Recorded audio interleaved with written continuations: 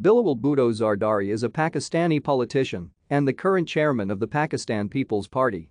A member of the politically prominent Bhutto and Zardari families, he is the son of former Prime Minister of Pakistan Benazir Bhutto and former President of Pakistan Asif Ali Zardari. Zardari became a member of the National Assembly of Pakistan on 13 August 2018.